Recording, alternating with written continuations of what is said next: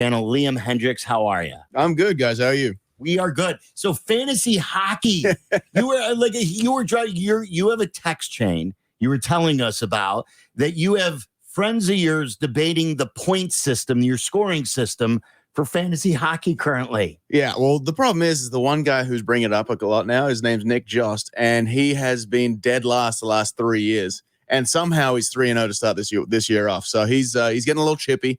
He's getting a little out there. But yeah, you got to debate it when things aren't going his way. And he's also playing a team who decides to float goalies a lot. So he brings a new one in every day, and he's trying to battle back and see if he can snag this win this week. This is not a high stakes thing, right? This is all about competition and getting the last say with some guys, right? Yeah, exactly. I mean, I don't do fantasy NFL, but I do fantasy Australian football and at home as well, and that's mainly to figure out who these players are. Because when I left Australia, it was the guys that I know, and now it's a different group. But yeah, it's all about camaraderie. I'm still in there with a couple of the guys who still play beer league hockey and all that sort of stuff, and they're trying to teach me how to skate very, very slowly because obviously I don't want to fall, and that's knowing me is what exactly is going to happen.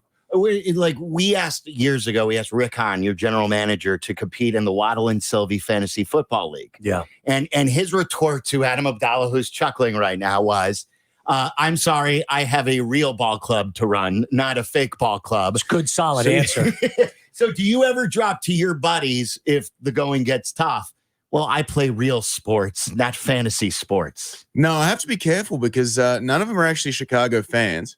So they're all over. So we've got some Tigers fans, we've got some Phillies fans, we got some Pirates fans, we got a bunch of Baltimore fans. It's just so they're all over the spectrum. So I got to be careful with that. Plus, let's be honest, it's baseball. We have 162 games where I actually don't do that much. I don't even go outside until the fifth inning. So it's like, they know this. I've been very transparent with all that. So give us through your routine then. Because I remember when I was a kid, Lee Smith was the closer for the Cubs. And the famous story would be that he would take a nap in the first few innings. I know you're not taking a nap. What are you doing as you sort of joke about your role? What are you doing then the first few innings? So before it all starts, I'm actually usually at home, I'm doing my Lego work. Like I've got a bunch of stuff going on there. On the road, I'll be reading a book and then listening to music while it's all going on. And yeah, at home, I'll eat my food while I'm doing my Lego, and then hot tub, cold tub. And the only reason I go in the cold tub is so when I put my toe socks on, I'm not sweating still. And then it's just I get dressed and kind of hang out and take all the vitamins and stuff like that. I do everything in a very strategic order every day. Routine. It's always the same. I'll go make my coffee. I'll have some Oreos or something chocolatey to go down with the coffee. And then I'll walk out to the bullpen, and usually I try and give a wave to the guys behind the bullpen because, I mean, they're out there with us every day as much as we are. Yeah. Do you get bored out there ever? No, because all we do is yell at each other. Really? Yeah, so I'll get out there and I'll look at the iPad. Now that we're allowed the iPads again, has been great. But I'll look at that. I'll look at the game reports where it's not necessarily like anything statistics wise or anything like that, but I'll look at the game notes of like, fun facts and who's close to a milestone and all this. And then I'll watch a video of me against the team we're playing. Or if I pitched the night before, I'll watch the inning from the night before, which has all the data on the side with extension and kind of the life on the ball. And then I will sit there drinking my coffee until the fifth inning. I'll usually get out there in the fourth, fifth inning. I'll tie my shoes and get ready to go. And then I'm ready from that point on, and usually just making fun of people. And unfortunately, it was a lot of crochet and burr in my rack this year. So yeah, you get a couple guys that you can pick on a little bit. It's like a team inside a team, isn't it? So I'm sure the different stops you've made, there have been places where you enjoyed more than others. How would you describe this group that you're with consistently? Oh, this group's great, except for the fact that they think I'm a leader. That's kind of disappointing because I don't want anybody to follow my footsteps. But yeah, it's good. We call ourselves the janitors. We're out there just cleaning up after people, cleaning up everybody else. How do the starters feel about that? They go along with it. I call Lance. So Lance calls us all failed starters. I call him a failed reliever because he got to the big leagues as a reliever and then moved into the rotation because he just couldn't hack the bullpen. But yeah, I mean, they get it. I think everybody is. Again, that's the one thing that I came over and really stressed was inherited runners. Like, I don't know if it was ever been. It's one of the things that I got boring to me by LaTroy Hawkins when I played with the Blue Jays of No. You can give up your own, but don't give up anybody else because that's what's going to keep you around. Wow. Liam Hendricks in studio with us. It's Waddle and Silvy. I want to ask you 2 questions about a story that you just told. First of all, Oreo cookies and coffee, you dunk in the Oreos, or you just eat them separately and enjoy both on its own? I'm too worried about spillage because at this point I'm already in my uniform, and it's at home. It's a white uniform. Coffee stains don't look good.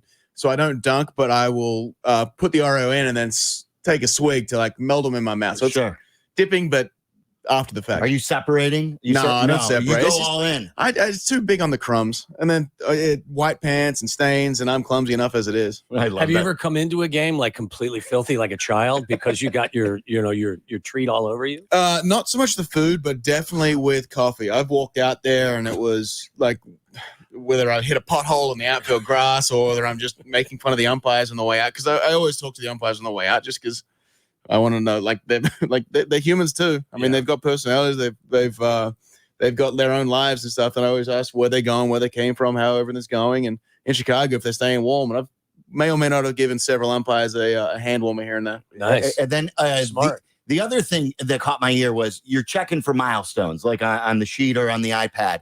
We had this story with the Bears a couple of weeks ago where Tom Brady, and I know you follow Australian rules, he threw his 600th touchdown pass and his teammate didn't know about it. Like, does that, for someone who follows milestones, knowing what milestone could happen with other players or anybody like that, does that blow your mind that another player wouldn't know that his quarterback just threw his 600th touchdown? Not really, because I've been around plenty of people who their own milestones they really don't know. It doesn't blow my mind at all. I mean, we knew in our bullpen, we're very cognizant of the way relievers, especially, like we were super pumped when both Kimbrel and he got to his 100th strikeout, and then we're very cognizant of striking out the side because you got the gauntlet, the Lego Infinity Gauntlet that was built. But yeah, it was like the home run in Seattle by Jose Abreu at the start of the year, and that first road trip of the year, he hit it. I think it was, I can't remember what. I think it was his 3. I don't know what number it was or whatever it was, but we knew what it was. We then ended up kind of getting the security guys to go track the fan down. And I told them, like, look, whatever happens, whatever he wants, tell me, I'll get it done. You're the negotiator. Yeah, that's just I can't tell you how many times ended up walking out to the bullpen, and Aaron Bummer, who's very cognizant of it all as well, he's going around like, hey, the fan caught a ball. It's a big one, so can you just sign this ball? Because we're just getting a few balls signed, and he wanted you and Craig and some of the other guys. So it's like, we'll happily hand that off to make sure we get a little bit of memento. What's the biggest thing you've had to, like, have you ever gone to a place that you really didn't want to go to give something to a fan? No, not really. I mean, the one thing that'll never happen is obviously the shoes I'm wearing, because if I need to pitch that day, I can't do it without shoes on.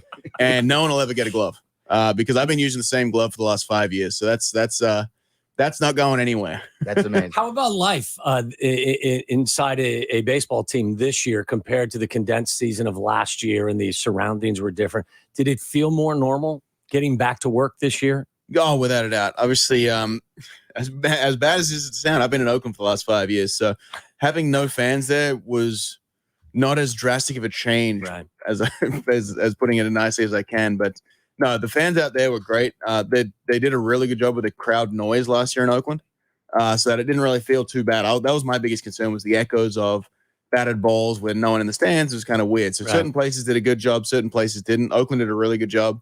And then coming to Chicago, it's like it almost broke it in a little bit because you weren't allowed full crowds to start off with. And then from there, it was expanding, opening, and all of that. And then by the time the playoffs hit, it was absolutely deafening. And you in there, could feel the buzz from Sox fans as well. Oh, without a doubt. You could feel, you could literally feel it, because I think that everything around was tremoring. Yeah. Loud. Liam Hendricks joining us, Waddle and Silvy on ESPN 1000. So it seems like you're navigating Chicago well. You're here in the offseason. You were texting or calling Randy Merkin saying that you were on State Street and you were getting your bearings. How has the city lived up to your expectations? Oh, it's been great, because obviously being in Oakland, we're in a smaller neighborhood and like a single family home.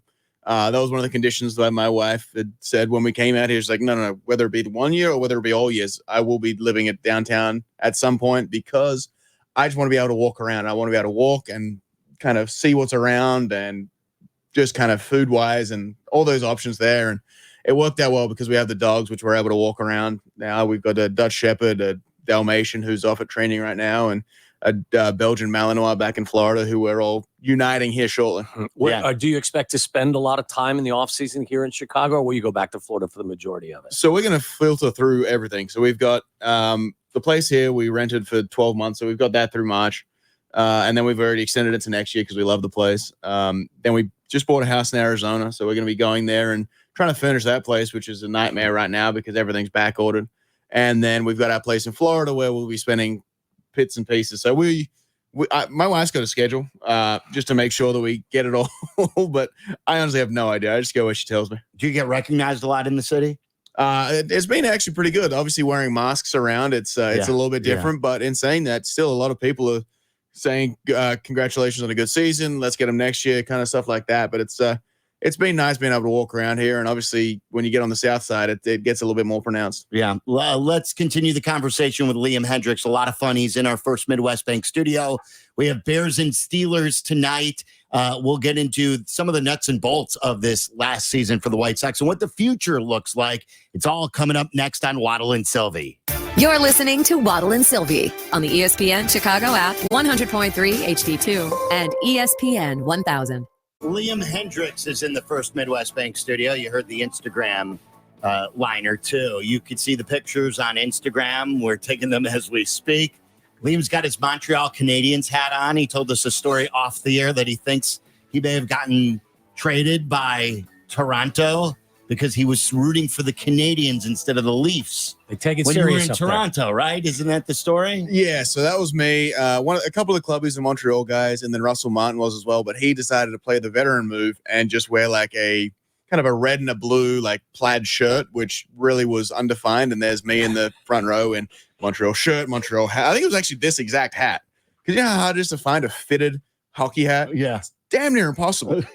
So the ones I've kept for a while. That's great. I love it. These guys. So tell us about this season for you guys. Obviously, it didn't end the way you wanted it to, but both from a team perspective and an individual perspective, the 2021 season. Yeah, it was always going to be an uphill battle when we lost Eloy in spring training, and then Engie was out as well. Then losing Lubob and Nick Madrigal was tough, but the biggest thing that was counting against us was the fact that it was an easier division.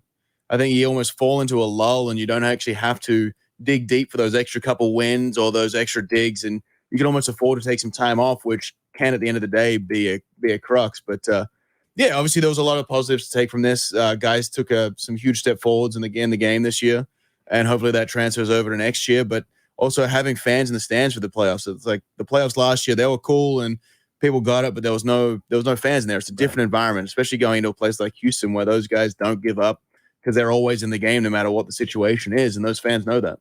What about game 3? I mean, the atmosphere for game 3 where it looked like, this thing could end quickly. And then you guys had that, the big comeback, and that place was electric with a blackout. Yeah, exactly. I mean, the fans did a great job. The blackout was amazing. I think it definitely portrayed something really, really cool in that stadium. And yeah, well, obviously getting a chance to win that, I think that's great for the guys that were there that haven't been to the playoffs all that much, is winning a playoff game, moving that onto next year and hopefully being able to win the series.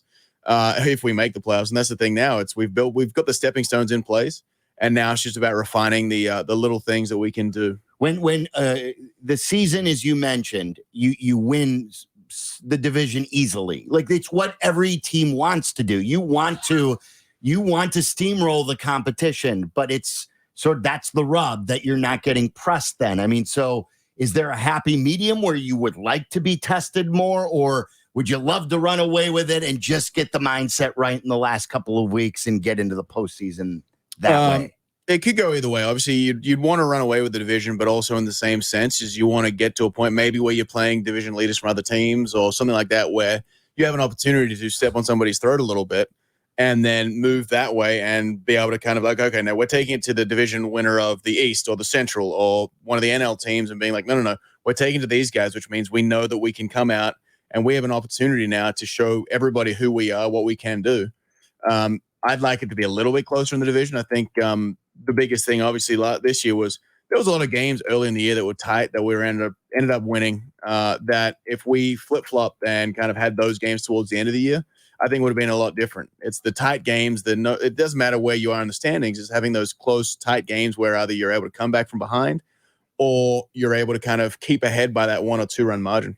There was a lot of talk when Tony was named manager of this team if the time off between managing last and managing now would negatively affect him. How was life with Tony on the top step?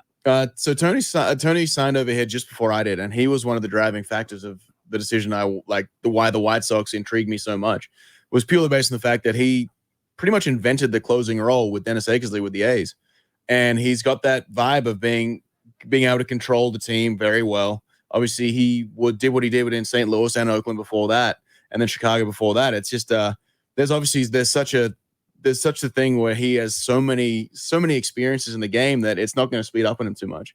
Does he seek your input, being an accomplished player, or is like you're following his lead?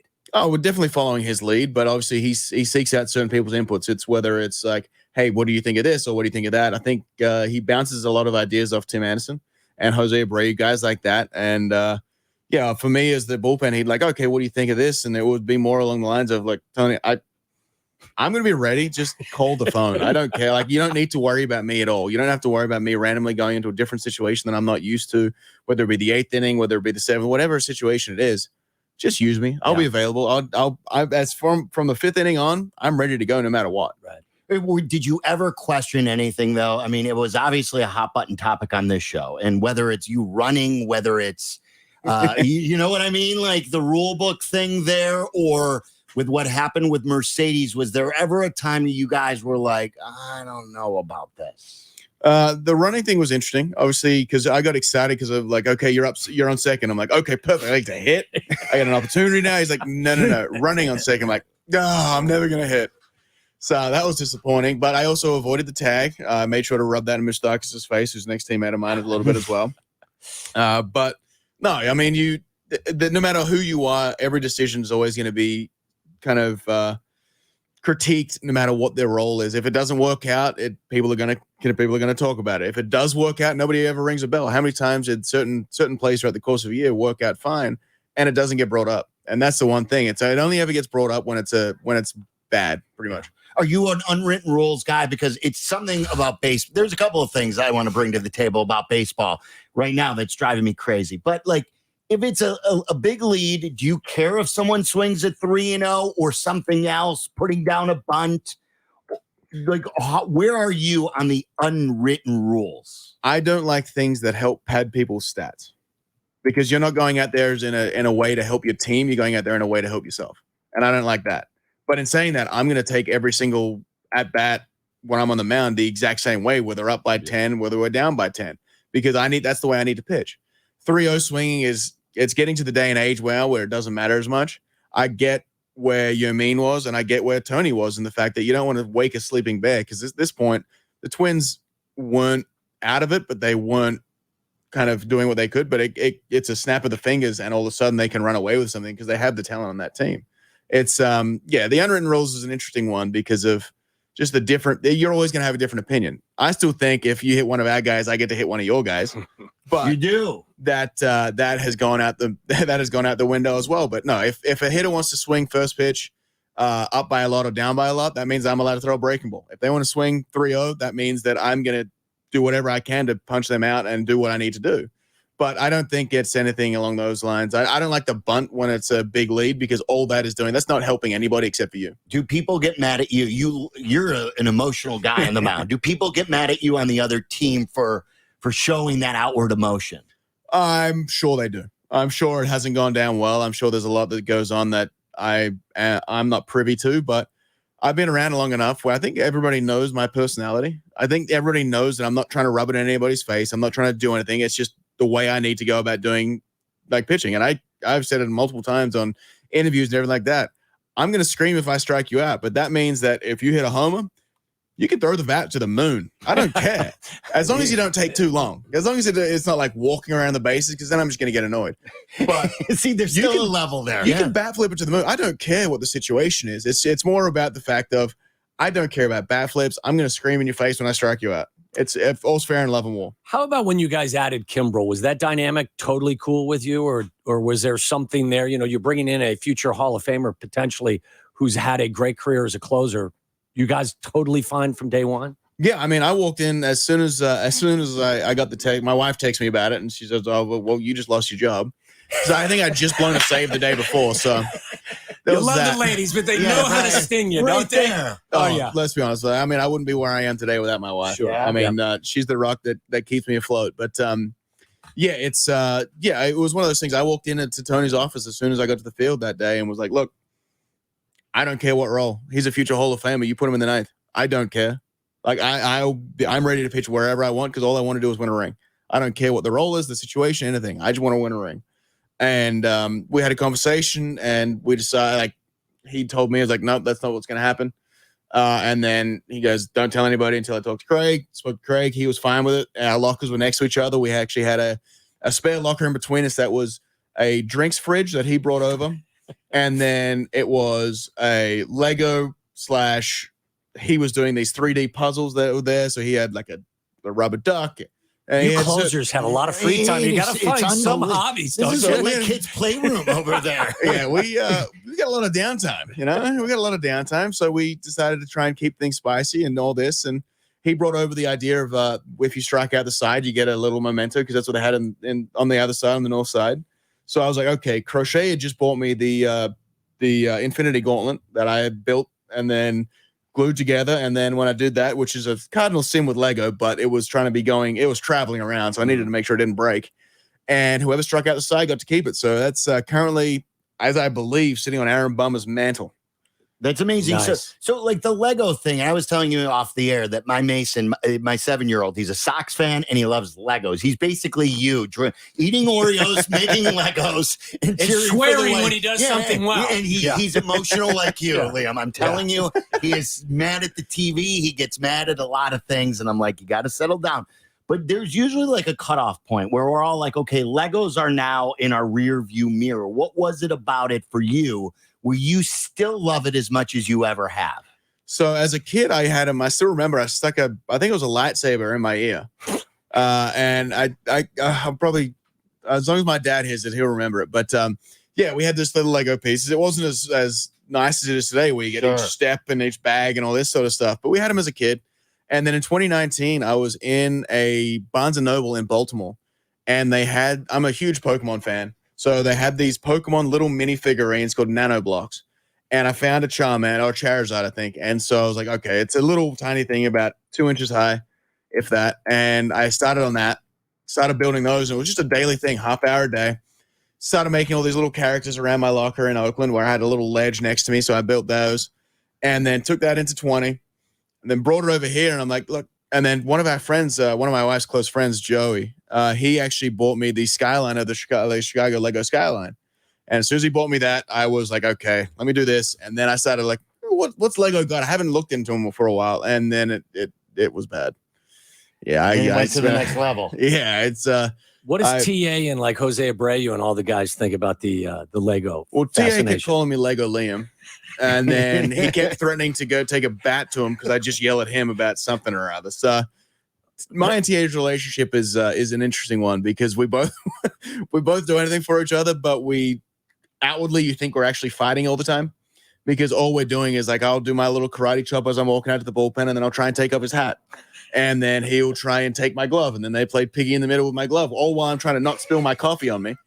So that was a lot of that was TA, that was Billy Hamilton and Brian Goodwin that would mess with me, but I'd mess with them back. It's just part and parcel of everything goes. It's amazing. It's so much fun talking to you. And the one thing that we do want to compliment you on, out of 30 minutes here, you have not sworn on the air. You have not dropped one F-bomb on the air. So thank you for that, because we know you've done that before on live national TV. Yeah, it's just been keeping hard. it real, man. I did notice that you guys are hovering really close to those bleeping buttons. So it's called the Liam button. It says the Hendricks. I warned Fox about that. I told him like, hey, you want to mic me up? That's fine, but get the bleeper guy ready. Didn't work out, but hey. Did your wife text you then, or was she at the game? So she was at the game. She opened her phone because I had spoken to her about the day before. Like, hey, they're asking to mic me up.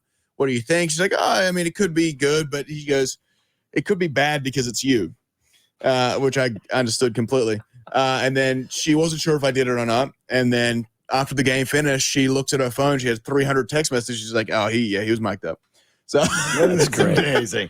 But the good thing is I'm Australian. She's French Canadian. I think it's part of the vocabulary. And all the responses we got were great because at the end of the day, I'm very big on the fact that I don't want to show. I want to prove that we do have emotions in baseball. We're not all stoic. We're not all generic answers. We have personalities, and now I want people to show them. I think a lot of guys are moving in that direction with showing their emotions on the field and giving a little bit more than the one word dry answers to a lot of the reporters now, which is good. Change the game, right?